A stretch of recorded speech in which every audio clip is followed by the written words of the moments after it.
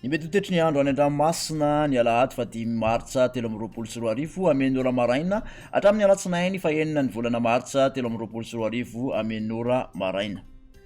Misy ny filazana makasika ny amafin-drivotra ho an'ny morontsiraka andrefana ampovoany andrefana atsimo andrefana ary atsimon'ny nosiny mafy araka izany ny fitsokon'ny rivotra mety hatratra hatramin'ny 520 ka hatramin'ny 570 km isan'ora zay rivotra zay any amin'iny ranomasina iny tafakatra aty an-tanety koa ihany koa indraindray ho an'ny morontsiraka andrefan'ny nosy rehetrarehetra iny tokony hitandrina ny mpampiasan'ny ranomasina.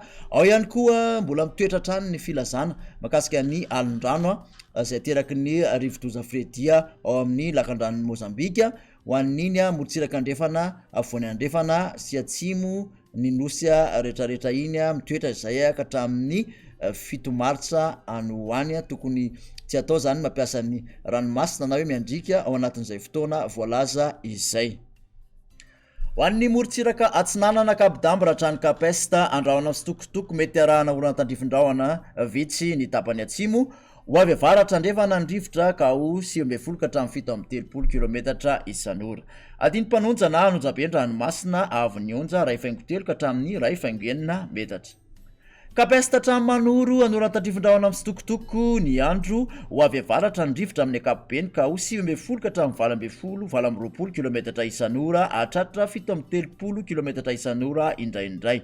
Anonjabe ranomasina avy onja 2.3 ka hatramin'ny 2.9 metatra.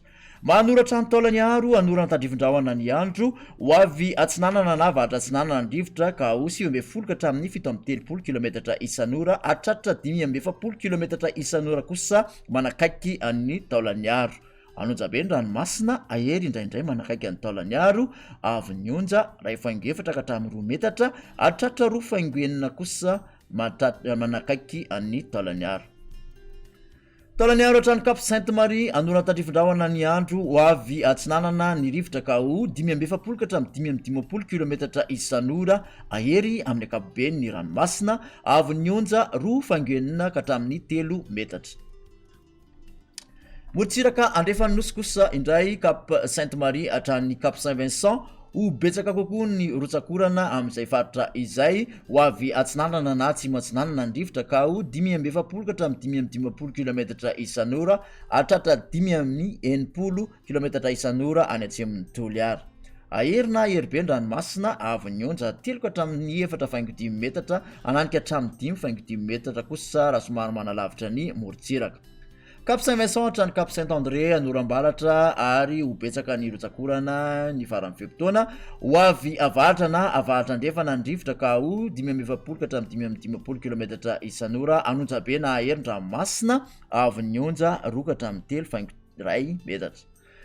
Cap Saint-André hatrany Analala vanorana izay atevina ny takariva ho avy avaratra andrefana ny rivotra ka ho 9 ka hatramin'ny 7 km isan'ora. Adiny mpanonja na anonjabe ranomasina avy onja 1 ka hatramin'ny 2.3 metatra.